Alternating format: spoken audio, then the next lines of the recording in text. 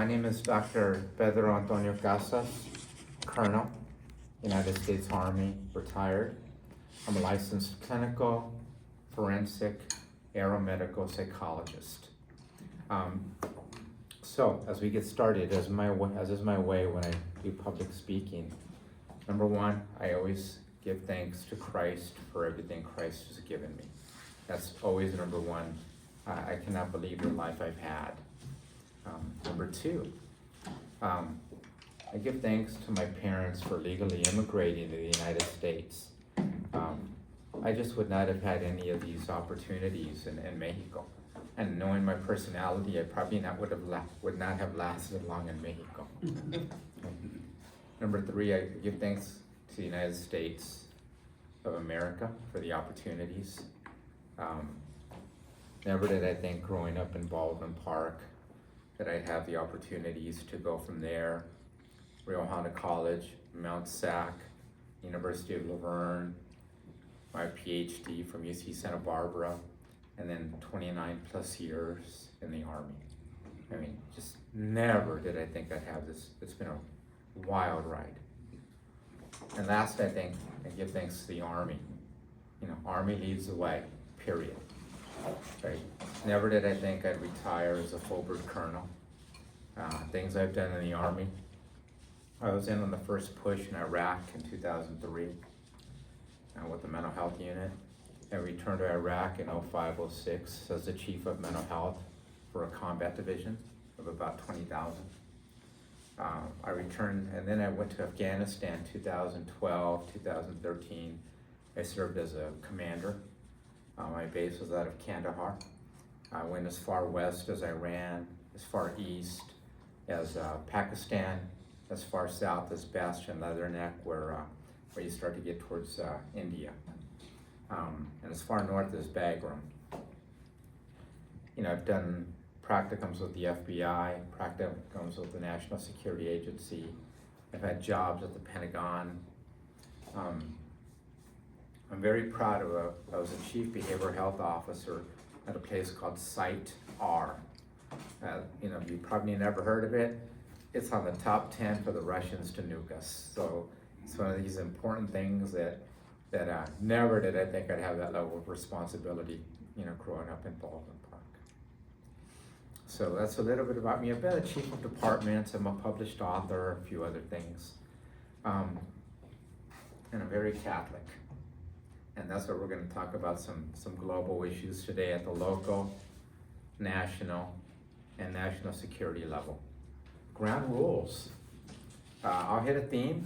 Once I'm done with the theme, I'll say any questions, comments, or concerns. If you do, whatever it is, ask away. Let's have some little bit of discussion. So I want to start with some of the global issues. A couple of global issues affecting our country. Number one, let's talk about Iran. But to understand where we're at in Iran today, you really got to start with Iran in 1979, right? So they take over our embassy, right? So Terrorism Act number 1 was in 1979. They hold 52 Americans hostage for like 444 days. Then in the 1980s, first they killed like 19 Americans, and then they killed 241 service members through their proxies, right? They've absolutely declared war on us. There's no doubt about that. They view us as the infidel. They are Shia Muslim terrorists. It's literally that simple. And their plan is they want a global caliphate where you have to be a Shia Muslim extremist. And then if they need you, they want you to make that step to terrorism. So in the 1980s, we lost Americans again. In the 1990s, the president talked about this, about the USS Cole. Once again, through their proxies, they show up in a giant dinghy, and Americans did not know what terrorism was or asymmetric warfare was at the time. And the dinghy was full of explosives, and they blow a giant hole in the USS Cole. I forget how many service members we lost on that one. Then, same decade, Colbert Towers.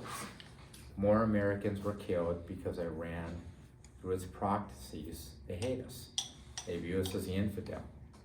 And they buy into the pillars of jihad, right? If you have time to Google the pillars of jihad, that is central to why they do what they do. In the 2000s, they started talking about they're gonna develop their nuke, and then they're gonna nuke Israel and replace it with a Shia Muslim terrorist state, in my opinion. They also started creating EFPs, explosively formed projectiles, right? I had to deal with these in both my deployments to Iraq. They're basically giant steel tubes, and they learned how to basically blow them through a can, and it would just go right through the steel doors of the Humvees. And once it goes in, it's like a shotgun pellet of molten steel, right? And if you're inside, you're done. You are done. They killed hundreds and hundreds and hundreds of Americans that way. They maimed thousands through life-altering injuries. For the life of me, at the time we had countermeasures, they were all classified at the time. I still won't go into those because I've never been personally released to talk about those. But the fact is, we were losing Americans from Iran in our conflict with Iraq. Again, they weren't involved, they just hate us. Moving on to the 2010s, they started to export terrorism through Hamas, Hezbollah, and the Houthis, right? This is important to note because these groups are all attacking Israel, and they were attacking anyone in the Middle East who Iran viewed as a threat. Hamas, they're Shia Muslims. They're directly funded through Iran. Hezbollah, however, are Sunni Muslims, and Sunni Muslims and Shia Muslims, they hate each other. They'll literally kill each other, literally. But they hate us so much that when it came to Israel, they were working together. And then the Houthis were attacking Saudi Arabia and Israel and a number of other targets in the Middle East. It goes to show how Iran was actively exporting terrorism throughout the Middle East to meet their goals. At the same time, this is where politics comes into it. President Obama came up with this peace plan that did nothing to promote peace. It did nothing to stop Iran from achieving a nuclear bomb. That's not good. Good timing. So this is giving me memories of Baldwin Park when I was 16. So at this time, this peace plan with President Obama did absolutely nothing to stop Iran from developing a nuclear bomb. And on his way out, he gave Iran between $2 billion and $4 billion in cash. And no one's been held accountable. The people should literally have gone to prison for that because it was not authorized by Congress. So let's fast forward. Iran obviously had these nuclear reactors 2 or 3 football fields below the ground, and President Trump attacked them last summer. Obviously, you don't need civilian reactors 2 or 3 football fields below the ground, right? That's pretty clear. So then what happens? There's 2 straws that broke the camel's back, in my opinion, to lead us to where the president made a decision to attack Iran. The first straw that broke the camel's back was October 7th of 2023. So Iran, through its proxies, attacks Israel. They kill over 1,300 Israelis. They kidnap hundreds of Israelis, and if you're a woman, you get beat up, raped every day, and most of them never made it home. That to me, I don't know how that is not an act of war. When I think of how many Americans they killed in Iraq, even though Iran was not involved, how is that not an act of war? When they're attacking us in the 70s, the 80s, and 90s, How is that not an act of war? So October 7th, 2023 occurs. In my opinion, you stand with your allies. You know, for my team, having been a commander, God forbid, I never had to say, you know, we were in a tough spot. We were on tough spots, but I never was in a tough spot or I had to say, you know what, we're going in with the M4s, follow me, let's go. Right, because at that point, I'm going and I can't be looking to see if anyone followed me. If I have to look, I have no credibility as a commander. You know, that's how close you are as a commander and as a leader. Same thing with our allies at the national level. You know, you stand with your allies. But there was a second straw that broke the camel's back. And that's when the president's son-in-law, Jared Kushner, and Steve Witkoff met with the Iranians. And the Iranians said, we've got this 60% enriched uranium and we're gonna hold on to it. You know, for civilian purposes, you only need 30. And the president, his deal was, you know, we'll fund your nation for nuclear energy for your population for 10 years. They didn't want it. They wanted to hold on to their 60, which means they get up to 90, now you have a nuke. And that's bad. Only bad things will happen. And here's the other part where I want to get away from disinformation. Right, because you've got a number of politicians right now saying there was nothing imminent. Right? I have $1,000 in my right pocket. If someone can tell me one politician who said before September 11th of 2001, did any politician see anything imminent? Think about that. And this is where we got to get away from the mentality of just Republicans versus Democrats. We've got to think of one color. And that one color is red, white, and blue. So the idea that there was nothing imminent is foolish, and here's why. You know, right now the attacks by the Democrats are that it was a war of choice and they don't have an ICBM, etc. All you need is 5 pounds of the 60% uranium, which is about probably a pellet because it's so concentrated, and you just walk it into Israel. You don't need a bomb. You just leave it there. And the only way you know that there's a nuclear attack is people start coming down with symptoms and dying. That's it. That's how easy it is. You don't need this foolishness. You don't need some Hollywood movie. You don't need John Wick. All you need is someone to walk it in and you leave it somewhere. That's what makes us imminent. So when they wanted to hold on to this and not give up the 60% enriched uranium, that's the second straw that broke the camel's back. So big picture,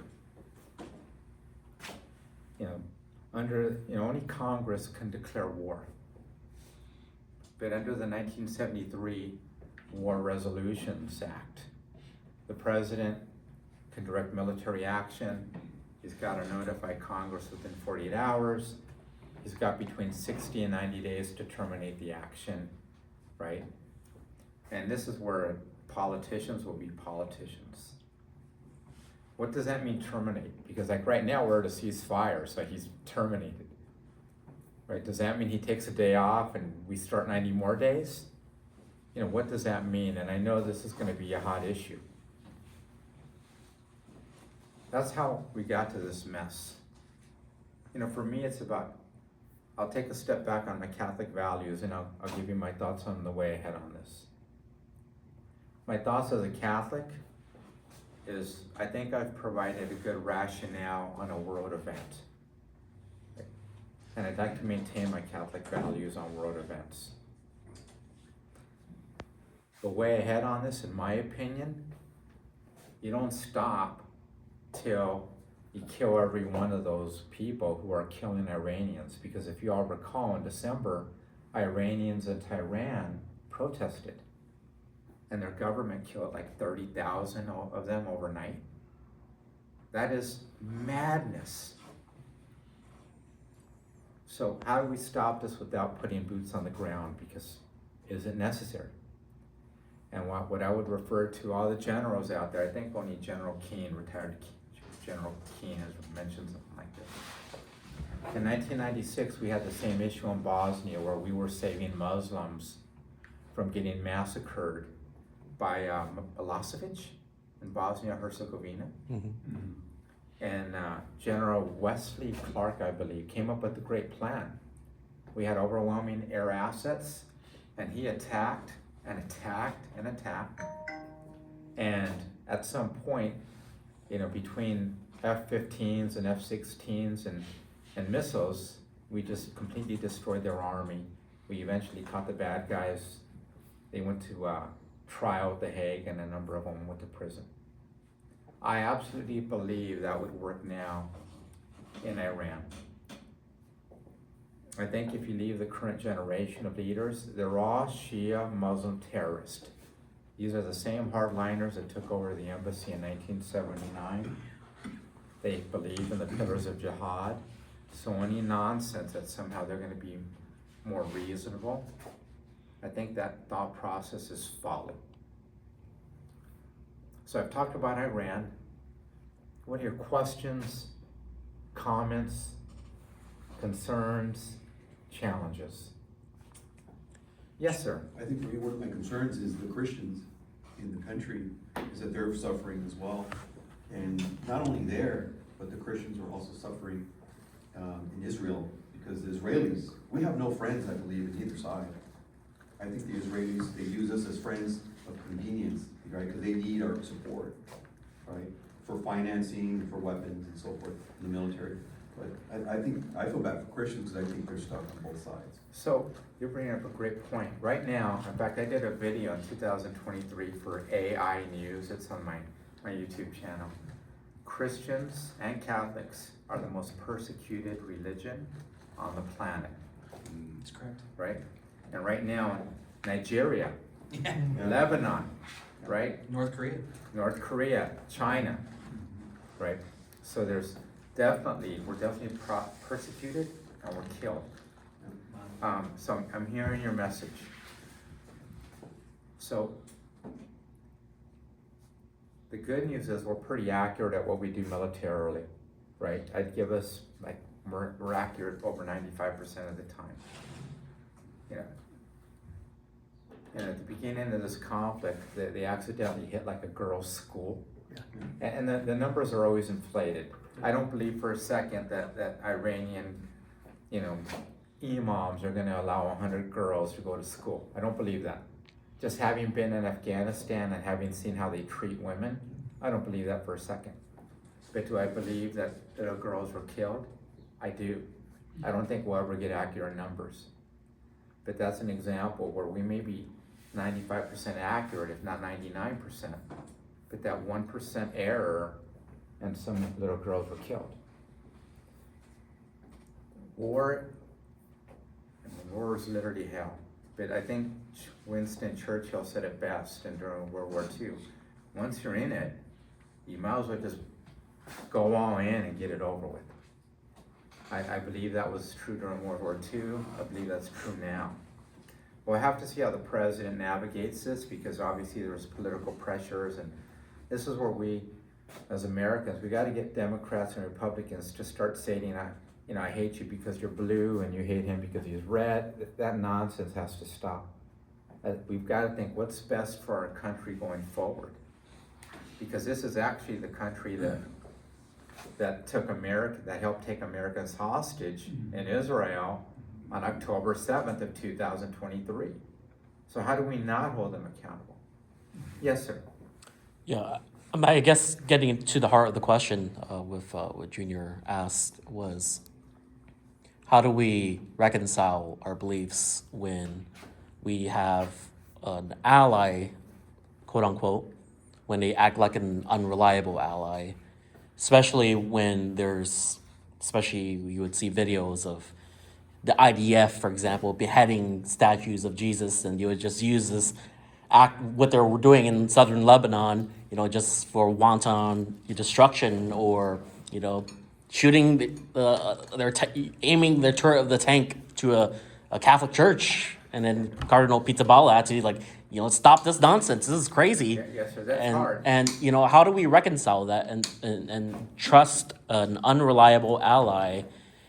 Because last week, for example, on the U.S. State Department's website, they said on the first paragraph, for the justifications of war, yeah, we got in because Israel was going to strike first, and so we might as well join in. A few thoughts. First, I'm going to share what first came to mind about them taking the sledgehammer to the... Yeah, to the- and in addition to the first week of the war, you would have Marco Rubio slipping up as we got him because of Israel, and then there he had to backtrack. And in addition to Mike Johnson slipping up and saying, "Yeah, we got him because of Israel as well." I'm hoping I speak better than the Secretary of State. I Right. think I may have Yeah, provided but it's on the website though. Yes, Or sir. on paper. I'm Yeah. hoping I Yeah. make sense when I speak. If not, bring the tomatoes. Right? If at my level I This is can't good, I love it. It's if I don't I like speak it. and make sense, I deserve the tomatoes. Right, I really firmly believe that. But a couple of thoughts came through when you're asking that. And there's no perfect military. There's always loose cannons. That's true. In 2005, there was a private Marine in Iraq. They were at an outpost. They saw this pretty 16-year-old Iraqi girl. And they just decided, we haven't had sex in a while. They went out there one night. They went past their position. They went into their house. They raped her. And then, after they raped her, they burned her alive, and then they killed her. And then her parents came home, so they killed them. Right? It was a travesty, and the way they found out, it wasn't that they got caught.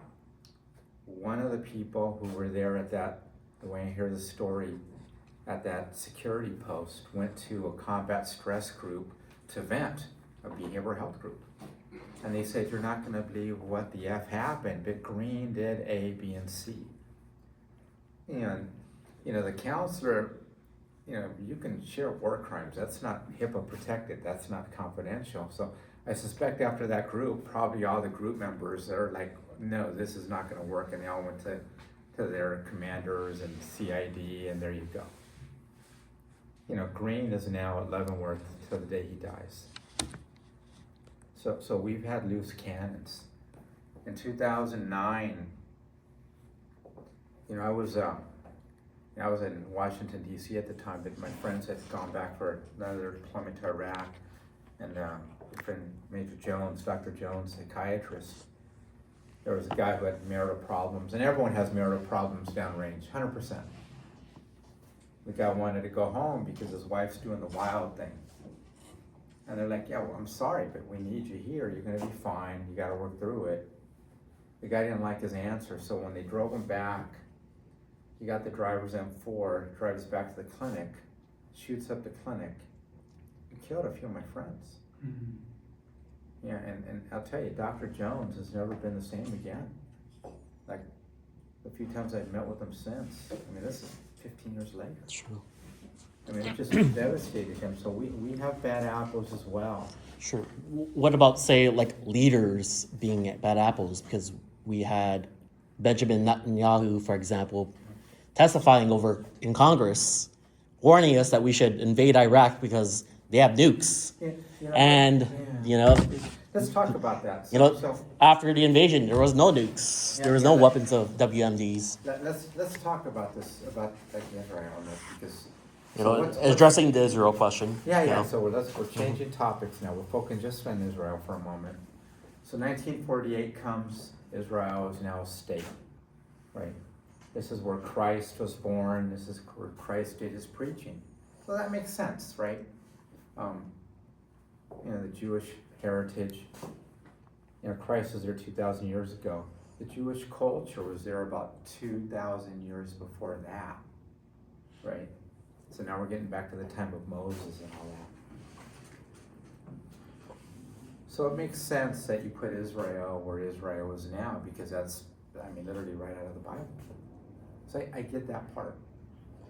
The part I don't get, and this is where I trust our Jewish, I'll call them our Jewish cousins, right? You have Muslims who really want to just kill every Israeli and replace Israel with a Muslim state. And that's their plan. It's pretty simple. And they've said it. They've said it again and again. And you've got current groups here that say, there's Palestine. Well, Palestine was an area, right? It's never been a state. And Palestine covers what is now portions of Egypt, Iraq, Israel, Lebanon, Jordan, Syria. But no one, and this is one of my $1,000 questions, show me a map where this Palestine state is only in the form of Israel. $1,000 if someone can do it. You can call your friends, Democrat, Republicans, it doesn't matter. The fact is it's never been a state, and the argument that the Palestinians have to be right where Israel is, well, Palestinians are, because Israelis are Palestinians. I would argue that the Romans, prior to 476 AD, when Rome fell, you literally had Romans in what is now Jerusalem. They were Palestinians. Palestinians encompasses an area. Anyone who was in that area could be called a Palestinian. It was not delegated to Muslims till about 1962, 1963. And then they grabbed onto it and they've used it as a pretty good sales pitch, which past few years here in the States has gained traction. But historically, completely incorrect. As it relates to current policy, I think you're right. You're all, I think you need to give yourselves a lot of credit. You're asking like war college questions. Like when I was at the war college, these are war college level questions. Like people are saying this, so how is our policy? Is a tail wagging the dog? That's what you're all asking. Right? And the answer is, well, we don't know. We don't know what goes on behind these closed doors at that level. What I do think is the president, he's pretty clear on his thoughts. He's been a very good businessman. I don't see him letting some tail wag the dog. I just don't see that. But there's a different perspective on this, and that is, now that we're in this situation, we need to get it over with, right? As peacefully as we can, as soon as we can. Number one, no nuke for Iran. Number two, no more supporting terrorism. You can't be saying we're gonna stop and then, a month from now they support the Houthis and the Houthis are back to attacking Saudi Arabia because Saudi Arabia is Sunni Muslim, right? So we need to start thinking beyond just criticizing people, and I get it. I think our politicians should take the time that I'm taking and explain things to you. Now, I'm talking again, I'm a graduate of the War College and all that, Ph.D. and all that, whatever that means. Hopefully I don't present to you like I'm incompetent. Hopefully when I say something, it makes sense, even if you have a slightly different perspective. Yes, sir. I didn't mean to cut you off. Question, isn't it just also about resources?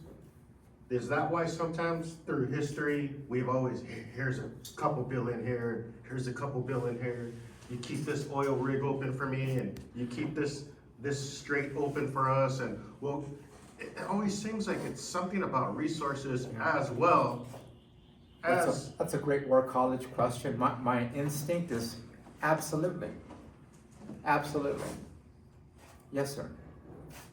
So as a Catholic, what about the whole Pope Leo, President Trump situation? I'll give you my personal opinion. This is something that was not taught at the War College. Okay? My final exam was the Azerbaijan problem. And here, this was in 2011, and here we are talking, Azerbaijan has issues, as you all know, and especially Baku. So let's talk about the Pope and the President. let me explain it this way. If I had some dude who's like Mr. Satanic right here, I'd be treating him with the same respect that I'm treating you. You know, we talked earlier, you know, I do these court evals. You know, I've done court evals with guys who have sexually assaulted kids, sexually assaulted women, multiple murders. When I meet with them, I same respect as I'm giving you, right? And that's just my view. Carry myself with dignity, treat others with respect. Even when I had to deal with Taliban and Al Qaeda and Sunni insurgents in Iraq and Afghanistan, same respect I give to you. So what my personal opinion, now that I've given you my lead in, is I don't think anyone should say anything that takes away from that philosophy I just shared. And I don't think that 2 wrongs make a right. I don't think that 3 wrongs make a right. It's hard for me to say that we should not have done anything to Iran for accountability, given that they declared war against us 45 years ago. And we've literally lost thousands and thousands of Americans to Iran. So I see the justification of making sure they don't hurt any more Americans going forward. That to me makes sense. And then the Pope gets into it saying, you know, don't support war, but that's not always what the Bible says, right? We can develop an argument. I can give the first row and say, find everything where the Bible says you can go to war. And I can give the second row and say, find everything in the Bible says where you should not go to war. But what I do think is that our leaders should not be giving into verbal jabs. I don't think any good comes of that. And so what I would say to both of them is deep breaths, level heads, right? There's enough friction in our country, right, between red and blue, you know, that we don't need any more friction points. Does that answer your question? Mm-hmm. Yes, sir. You know what, sir, I've just gotta, this is gonna be a naive take, but I want your opinion on it. Okay.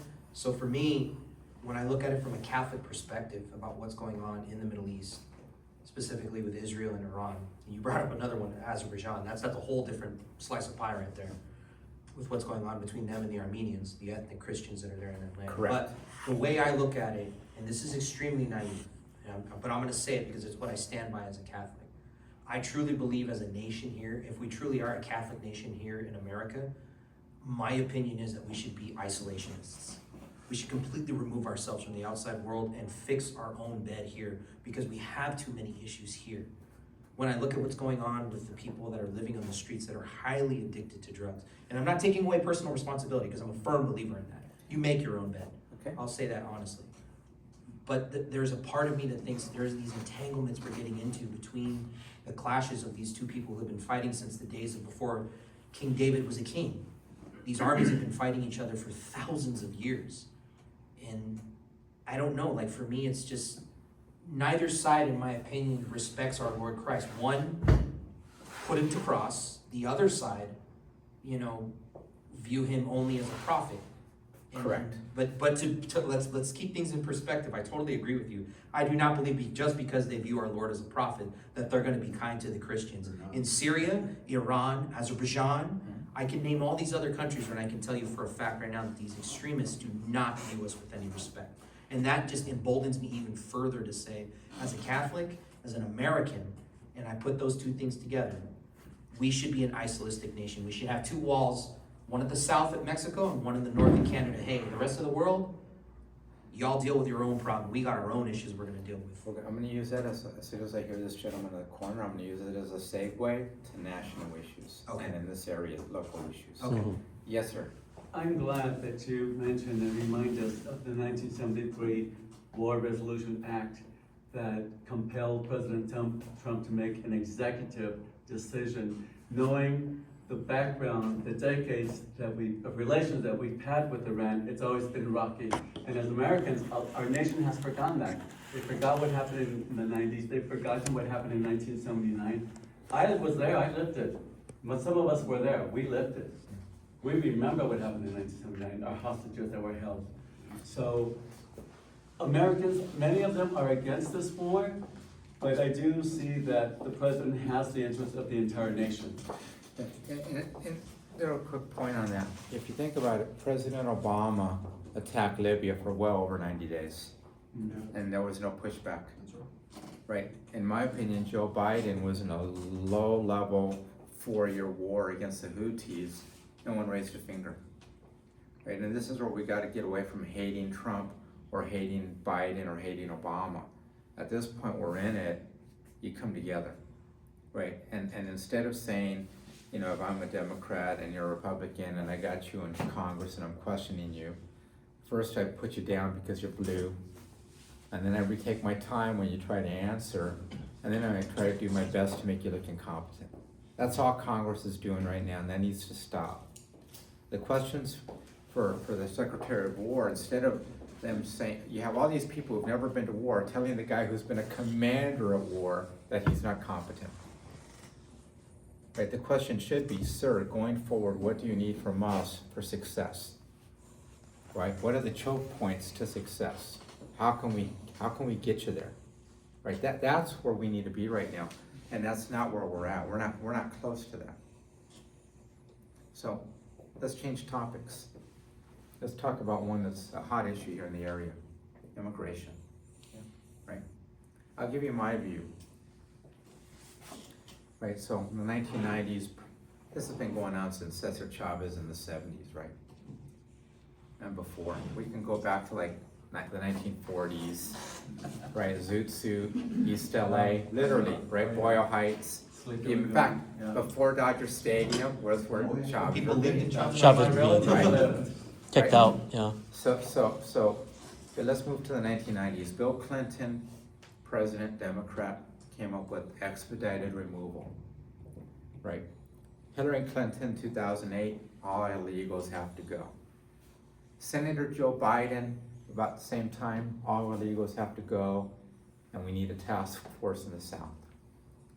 President Obama, another Democrat, came up with the DACA, completely unconstitutional, but no one challenged it at the time. Right, everyone's kicking the can down the road at human expense. Fast forward to Trump 1, right? Hillary Clinton comes to saying that he's a Russian plant, and again, completely unethical, but it sidelined him on his progress on this issue. Then Joe Biden and Kamala Harris let in probably 10 million illegal aliens. One wrong doesn't make a right, 2 wrongs don't make a right, etc. So that's the history of it. What's the problem, right? The problem is, you always have to think of politicians on both sides of the aisle. What is their hidden agenda? Right, the hidden agenda is they want all these people to vote and they'd have a one-party system. That one's pretty easy to figure out. But what's the problem? Here's the problem. Let's start with Jocelyn and Gary. Age 12, walking home from school in Houston, Texas. 2 savages from Venezuela that Joe Biden and Kamala Harris let in. They kidnap her, they rape her for 2 hours, and then they kill her. American girls and American women should be safe in America, and that's clearly not the case. Lake and Riley, beautiful young lady, University of Georgia at Augusta, going for a jog. Another savage that Joe Biden and Kamala Harris let in. This guy went to New York, then down to Augusta, Georgia with his brother, sees her, kidnaps her, beats her up, rapes her for 18 minutes, and then kills her. Rachel Morin, mother of 5, jogging in Maryland. Molly Tibbetts, in 2018, Iowa, disappears. Another illegal alien. Kidnaps her, beats her up, rapes her. They eventually found her body in a cornfield. That's why we need to address this. The idea of no ICE, the idea of just let everyone stay, that's craziness. In this state, what they call sanctuary state, which really means they're not working with federal law enforcement, under state policy, like all the people who are convicted of child pornography, of raping kids, once they do their time in jail or prison, under state policy, they're released back into the community. That is craziness. That's why we've got to fix this. Let me talk the other side of the coin.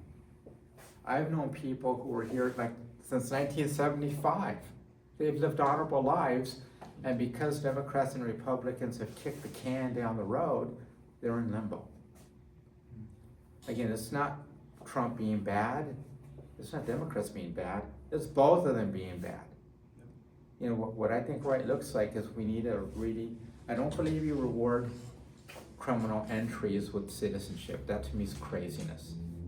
But for the ones who have been here for a while, especially the ones like back in 1975, I do believe in a path to residency, right? Now, I'm Republican, right? It's pretty clear I'm Catholic, I'm pretty conservative. But I'm gonna sound like the hardest core Democrat you've ever heard.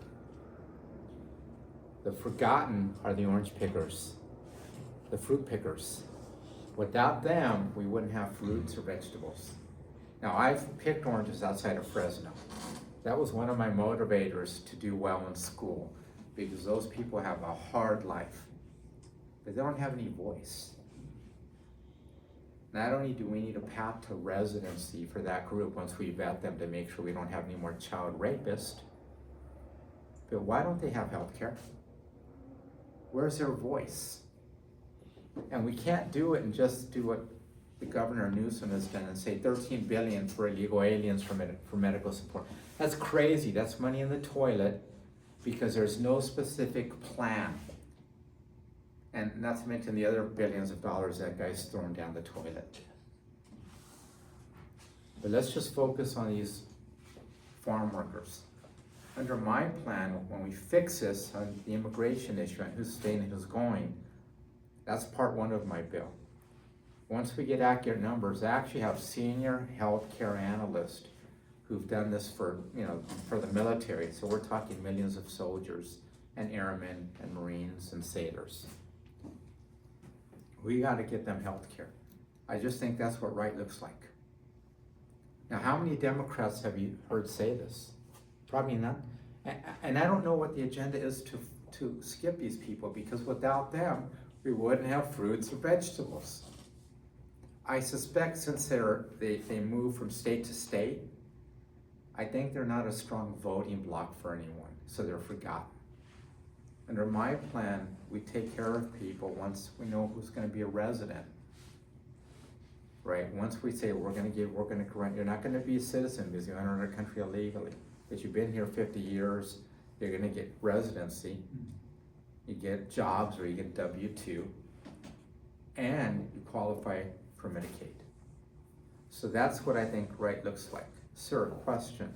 Yeah, I'm guessing so. I guess the counter argument to that is like, this is maybe the same argument of what the Confederacy used, without slaves, who would pick the cotton? In this case, they would say, without the immigrants, who would pick the crops? We can't accept that system. They're both morally wrong, just to be exploited for labor and everything. And just from a Catholic perspective, we have to respect the dignity of labor and humankind.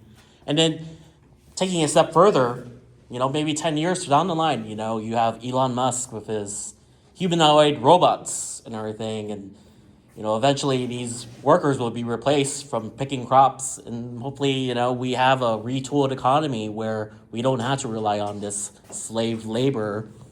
But we're in a predicament because where are we headed now? I mean, maybe it's more humane for farmers and cheaper for farmers to just hire these robots and just recharge them and pick the crops and everything. But with the advent of AI and robotics. Yeah, I wouldn't use the term slave labor because this is their skill set, right? Right.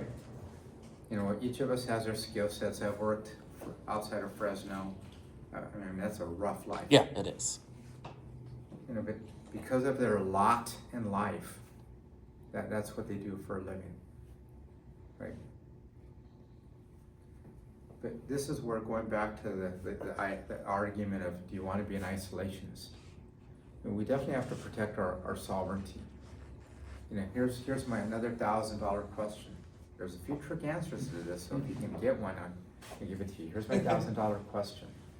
Name one state that has stood any length of time without protecting its sovereignty. Name one. I can give you the trick questions. Montenegro, right? Montenegro is protected by who? By us, right? Oh my God, I'm having a brain meltdown. Are you talking about the quote unquote, the territories that are considered? States, So- like a state, like Oh, Mexico, some- the United States. Okay. Has any Countries, okay. Yeah, has any country ever stood any test of time without protecting its sovereignty? And the answer is no. So the idea of open borders, it's That's crazy. folly. And we see it in Europe. I've traveled all over Europe. There are places in Paris, in England, and I'll say this right on video, where I would say, don't leave your 8-year-old boy alone. Thank you, sir. Right. Okay. Britain, London and Paris are not what they were 25 years ago. The only nation in Europe that doesn't have the nightmares of immigration is Poland. Because the only way you get into Poland is if you have a skill that they absolutely need. Hey, sir, the phone, it took a tilt. Right? So you've got to protect sovereignty, but there's a different argument, and this is where I would say for the Pope, if I were to have 5 minutes with the Pope, because he wants, he talks about being kind to immigrants. The problem is these people have no skill sets for our countries. They don't have any skill sets. So that they're immediately gonna, if you don't have endless welfare, it's gonna be just not good. But here is the argument, here's what I would say to the Pope if I had 5 minutes. I would say, sir, there are 5 billion people on the planet who make less than $2 per day. If we just let them all come through our southern border, our country will fall overnight, and then we can't help any of them. That's what I would say to the Pope. I'd say, sir, my recommendation, we've got to be a lot more stronger working with different governments so that, one, we root out corruption, and in my opinion, we root out socialism, because socialism is a complete failure around the world. Everything south of the border is a form of socialism. You have a few people that are very, very rich, and 95% of people who are very, very poor. And that's what I would say, sir, this is what I would say to the Pope, sir, your best intervention is to tell them to stop being corrupt and to fix their countries. And we will do the same by having our diplomats be strong and robust to root out corruption and develop their economies. When I do evaluations from people from Guatemala, they're like Mayan ancestry, and they speak Quiche. I had never met people who speak Quiche. They're wonderful people. And I'm like, Guatemala is beautiful. What are you doing here? And they're like, there's just no opportunity there. All you need is someone like Elon Musk to open up a beautiful, simple resort on the Caribbean side, and there you go. Your economy now has income. It is literally that simple, but those countries, those governments are so corrupt. They don't think that way. Yes, sir. Now that you mentioned corruption and everything, I guess it's probably a good segue to talk about corruption here. I mean, just so much we hear and look and see politicians from both sides of the aisle, being, get their blood on their hands with Jeffrey Epstein and, being, tied with that creep and everything. And, at the end of the day, it's just money, sex, power, What do where do we square with that, especially when it hits home with our faith, and especially recovering from the child sex abuse scandals within the church as well. Yeah. So my view of leadership, I'm really big on the idea of leadership. right? I do what right looks like in public. I do what right looks like in private, right? That's my challenge to myself. That's my challenge to, to Christ to help, right? I also believe in leadership. I do what right looks like at the individual level. I Right. believe that we should all do what right looks like at the strategic level, at the big picture level. Right, you need to do both. Right, and there was no justice delivered, unfortunately, And I'll as tell promised. you, if I actually get voted into Congress this November, I don't care what side of the aisle they're on. If they're dirty, I'm coming after you. And I remember when I was growing up in Baldwin Park, and these 5 dudes from like a different sort of a wannabe gang, they jumped me, and they just beat the living hell out of me. And 1 or 2 would hold me down, and the other 2 or 3 would just beat me, and they kept switching. And it wasn't until like I was unconscious and some friends dragged me away that it got out of there.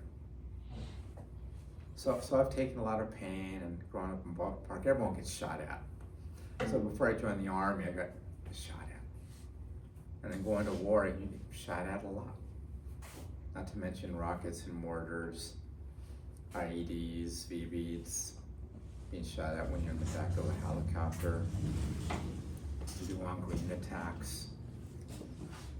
And where I'm going with this is, sort of tooting my own horn, is there's nothing that swamp in Washington, D.C. is gonna throw at me that I'm not ready for if I think someone is dirty. I think of Republican Matt Gaetz. He's no longer in Washington. I get the rumors that he was having sex with 17-year-olds. Right? This is America. You want to do the wild thing on a picnic table with your buddy with some women, you can do that. I wouldn't recommend it. Sort of contrasts with my Catholic beliefs. But if you're doing it with a 17-year-old, that's what we call rape. Right? And again, these were the allegations, but at some point he left. There was Democrat Senator Melendez, who's kickbacks or whatever. I think he's in prison now. There's Republican Gonzalez out of Tejas. You're not supposed to have affairs with staffers. He had an affair with the staffer. She was married. She's also had some behavioral health issues. She burned herself alive. And then her husband let out all the text of how, Gonzalez and this woman were having a sexual relationship. Right? All that foolishness has to stop. It has to stop. And I won't hesitate a second to legally go after people. Right? But it means that each of us, you do what right looks like at the individual level, you do what right looks like at the policy level. As it relates to California, right now, number of hot issues. You got like the train to nowhere, $25 billion, and there's not one track. Let me give you an example. Let's get into the details so you understand how much money this is and how every single one of them should be in prison for life. Starting with Gavin Newsom. So let's say you make $1 million a year. It would take you 100 years to have $100 million. That's at $1 million a year. But that means it would take you 1,000 years to have $1 billion. That's if you make $1 million a year.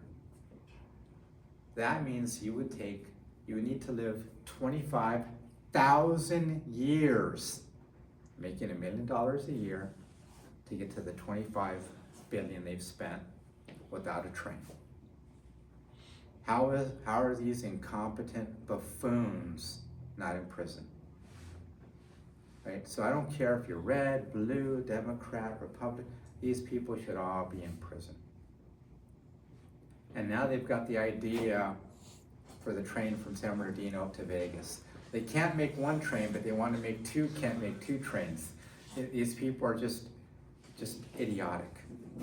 Yes, sir.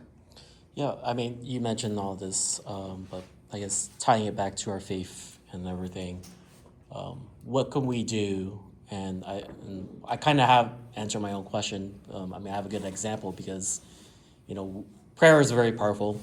And one of the most best examples of that, a leader exemplifying that, is the president of El Salvador, Nayib Bukele.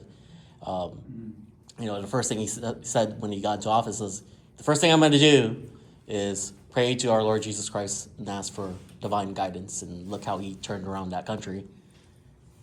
But I guess, what do you see as a Catholic, and as, A few things. from Number office one, and everything? I think. What to do. I think your day has to start with a quick prayer. I think your day needs to end with a quick prayer. I think everything in between has to be guided by your faith. I think you have a right to ask politicians, like, I always get amused at these politicians. I'll be critical of State Senator Rubio. She has these things, she calls it chat, but she doesn't chat. You can't ask her, hey, why'd you do this? They'll take she'll do her little dog and pony show, and then you can write a question, and then she gets to answer, but you can't stand up and say, that's nonsense, right? So they control the lie, right? And so this is where you've got to call them out and say, you know what, if you're not going to do this, we're going to do our best to vote you out. Whether you're Democrat or Republican, do you have Catholic values? Do you have Christian values? At least if she was a satanic worshiper, just say, I'm a satanic worshiper. This is what we know what you are. Just be honest. Whatever that is for you, just be honest. Yes, sir. I have more of a personal question for you now that you're getting into the real faith side of it and how you conduct yourself. You personally, I can answer for myself, but I would like to know for you personally, sir, like when you reach that point, when you see these issues and these political discussions that are going on, and they're countered against what your Catholic faith is, how do you navigate that? Stay close to Christ. Yeah. Take those deep breaths, level head. Yeah. The other big one here is, you've got this homelessness issue that was literally caused by California. It was caused. Yeah. I can go into the details. Another 25, 30 billion, and it's just getting worse. Again, they should all be in prison. The drug issue, they literally caused it. They made marijuana legal, they opened the door, and then they're surprised. If you need needles, you go up to San Francisco. I guess San Francisco gives you needles. Yeah. Here too. They're literally reinforcing it, and so it's spinning. But what happens is the people who get these contracts, they get rich, and then they give back to their favorite politician, right? That's how they stay in business. So it's really a downward spiral, and none of them have the integrity to say we need to stop this. Yep. Right now, so in Minnesota, Nick Shirley found the $9 billion of fraud, and that's a really small state. So that $9 billion is a ton of money. He comes here, you had all these hospices. 1/3 of the hospices in the country are in Los Angeles. That's crazy. But now Democrats are making a law where Nick Shirley, AB 2624, that if you're an independent journalist and you look into this, hospices, even though it's public money, public service, that you'll be charged and go to jail. They're literally doing everything to protect crime. And I suspect when they're done here, I think when the vice president, because Vice President Vance is leading this, I suspect it's gonna be over 100 billion. That's my guess. Yes, sir. Yeah, speak more about, I guess, you kind of touched on it, but I guess speak more about, spiritual warfare, because there's obviously a lot of dark things what? going Oh my on. God. How to combat that, and, there's prayer and there's also action as well. And, I believe in both. I think you need both. I'm big on my favorite, everyone has their favorite verse in the Bible, right? I'm John 3:16. Right, I know everyone else in the world is John 3:16 and I'm boring and all that, but I'm a John 3:16 kind of guy.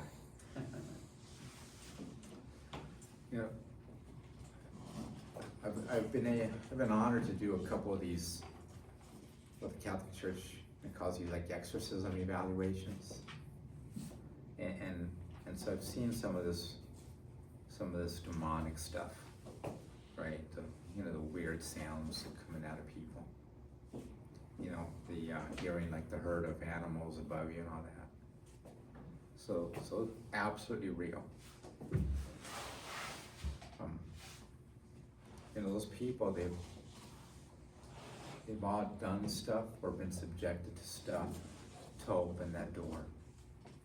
Right? You don't want to open that door. And the way you don't open that door is you stay close to Christ. Right? Tell us what leads people to Oh my open God. that door, you know? You have Desperation. There's tons of stuff on YouTube from great priests, Father Rippinger. Yeah, but I mean, like in the psyche, yeah, in that mind, coming from a professional. Yeah, well, this is where behavioral health is really religious right now, even though religion and spiritual beliefs are part of Joint Commission standards. But I don't want to get off topic or technical. But I'll answer that. There's plenty of wonderful people who are a zillion times more qualified than me to talk about that. But just talking from a behavioral health perspective, there's mental illness that maybe you don't have a say, so maybe you just have a bad gene and you're hearing voices that other people don't hear, seeing things that other people don't see. Schizo. Yeah. Maybe you've got a gene that has depression on it. Right? But you can work through that. We have enough medication and treatment, we can get you through that. The other stuff that really opens the spiritual door is being away from Christ, right? Not going to mass, not going to confession, right? Getting pulled into sin, and the more sin you get pulled into, the badder it gets. But let me shift on that. Like what as it relates to Catholic beliefs, science, like right now in this state, this applies mostly to the men who have a diagnosis of gender dysphoria. That they think they're a woman. Right, this state mandates this crazy, absolutely crazy gender studies, which is, I call it like, Democrat cult indoctrination. And we know it's not science because before they introduced it, you didn't have this giant jump on guys thinking they're women. Right? It really is what I call cult indoctrination. And it starts when they're like, 3 years old. And obviously, if you're born with a penis, you're a guy. And the reason you're a guy is because your genetic chromosome is XY. And there's nothing you can do that's going to make it fair for a guy who's XY, even if he has a mental disorder, so that it's fair when he competes with girls and with women. This is wrong.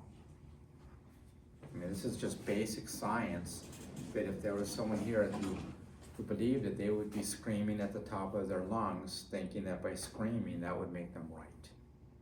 And it doesn't. It just means that they know some guy who's got a mental disorder of gender dysphoria, or a woman who has a diagnosis of gender dysphoria and thinks she's better off with a guy, as a guy. It's still a mental illness.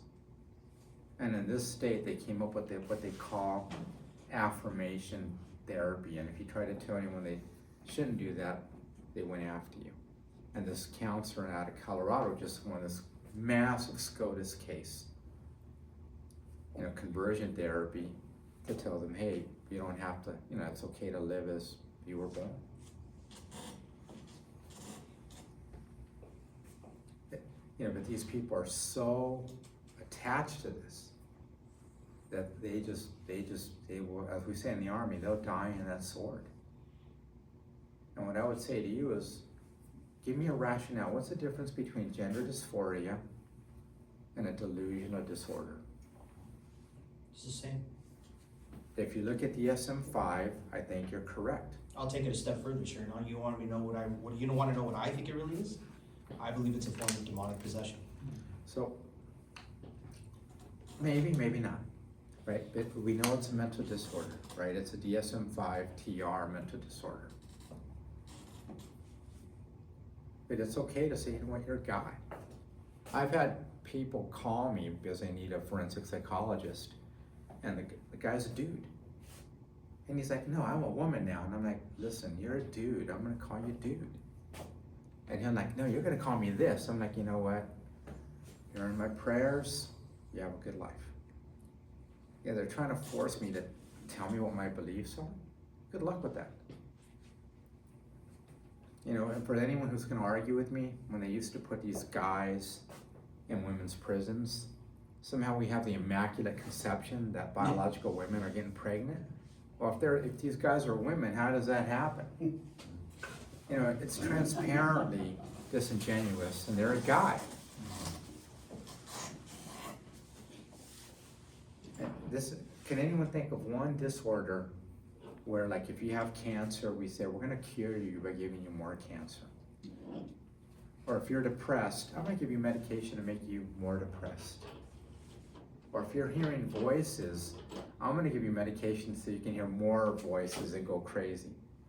But when it comes to gender dysphoria, here in California, the treatment is what they call gender, affirmation. And we tell you, you gotta buy into it. And what we know from people who have detransitioned is that it was that social pressure to keep on going, that this was the only way, and we now know they were wrong. But that's the kind of craziness that we gotta get rid of in this state. It's not doing anyone any good. And in this state, if you're an illegal alien and you're locked up in prison, you get all these surgeries for free. That to me is just craziness. You know, when I go to Mexico, and I love Mexico, when I go to the Zócalo downtown, I get to stay at the Grand Hotel, it's $250 a night, right? I can't go to the president and say, you know what, I'm here as an American, will you show me the same courtesy? Can I stay here forever, or excuse me, for free at your Grand Hotel? They're not gonna let me stay for free. They'll get the cops with the big bats and they'll drag me out to some alley and they'll wake me up, right? But here, what do? We put them up in luxury hotels. It's just craziness. And this is where we've got to take those deep breaths and come back to what are our Catholic values? What are our Christian values? Doesn't mean we deprecate people, but I'm not gonna have Joe make me call him Joanne. That's not gonna happen. And I'm not gonna have Joe in the bathroom with one of my nieces. Right, that's craziness. I mean, that's why we've got this issue about men and women's sports. And here's my simple argument for that. If they really are now the opposite sex, show me a biological female with a diagnosis of gender dysphoria who's starting with the Dodgers or the Lakers, right? Or the Miami Dolphins as a starting quarterback. If you really are that, whatever you claim to be, you should be able to play and perform at that level, and clearly we're not seeing that. Yes, sir. Yeah, I guess we're about, say, 15 minutes away from closing, or 10 minutes. Yes, sir. I guess to kind of wrap it with, a lot of our men here, some of them aren't here, some of them are here. You know, they've gotten really disenchanted, disheartened. Some feel betrayed over promises made and then promises broken. And they feel sometimes disenchanted, or they don't even want to vote at all, or participate. But of course, you know, we know you have the obligation to. But I don't know, what do you say to these men and these women, people who are in our families and our communities that are just disenchanted by, you know, promises made, promises broken? Yeah, you know, I had a call today at lunch, right, given that I'm running for Congress, and it was just some voter who got my number's everywhere. And I mean, you can call me, and you can easily find all my personal information because I just give it out. That's just the way I am. And this person was asking some really good questions that were important for him on who he wanted to vote. And I answered them and all that. And he said something. He said, you know what? You're like the only politician who answers the phone. And I'm like, well, I'm not a politician, but I definitely answer the phone. And each of you deserve to call your politicians. I don't care who it is. I don't care what party they are. You should be able to call them and they answer the darn phone and they answer your question. If they can't answer that, why are they there? They get rich, right? This is what we see in Washington and even at the local level. They get rich, their lives get better, and your life blows. Let me give you an example. Baldwin Park. I grew up in Baldwin Park. They have a 91% graduation rate from the high school system. So they claim success. But their state passing is 35%. So what should their graduation rate be? It should be 35%. They're knowingly, intelligently, voluntarily graduating kids who cannot read, write, or do arithmetic. They only give their SATs to their top students. They don't give it to everyone. So it's a skewed number, and that skewed number is still pretty low, right? These are the kind of things where they should all be fired, but they've done this for 40 years. And again, I'm very conservative, I'm a Republican, so you'll see where I'm going with this in a moment. So they develop 40 years of Democrats who think that they're being held down. And then I point out that it's Democrats who have held education for 20, 30 years in Sacramento. Democrats who have made policy in the county of Los Angeles for 20 or 30 years. And Democrats in Baldwin Park Unified for 20 or 30 years. Where is this Republican monster that's holding you down? And these people are so misguided that they just stick to their horses. And even though their highest income potential is what? It's minimum wage. Mm-hmm. When I tell them for private cases that I start at $300 an hour, they're like, how do you get $300 an hour? You like pushing drugs? And I'm like, no, I grew up and I went to Rio Hondo and Mount Sac and I became a colonel in the Army and I'm very specialized in forensic psychology. The idea that I have an honorable career, it never enters their mind. And I believe all those kids should have the option. Again, if you want to be a plumber, an electrician, my dad was a truck driver. If that's what turns you on, I'm all in. But if you want to be an MIT astrophysicist, a fighter pilot, a lawyer, a neurosurgeon, you should have those options open, and those aren't. And they know about my background, but they won't listen to me because they view me as the profanity R word. But the real reason they should listen to me is because, I've been a single dad for over a decade, right? Everyone who deployed with me to Afghanistan, the divorce rate was 100% for my officers. That was a rough deployment. My oldest son got accepted to a number of Tier 1 schools in the country, including West Point. He chose the Naval Academy, graduate of the Naval Academy. Right now he's at fighter pilot school. So I've done something that their entire school system can't do. That's why they should listen to me, but they won't. My youngest son, as a freshman in high school, got accepted to Columbia for the summer. Columbia University is one of the top 10 universities in the country. And now he's entering his 4th year at Damien. Got accepted for a month at the University of Michigan. Right, so we're like strategizing which medical school he's gonna go to after undergrad. But they don't talk this way. All they talk about is, sort of get the cattle herd through high school. And I think our kids deserve better, and they're not getting it. So it makes me very sad because I think of all the potential. So I've talked a lot.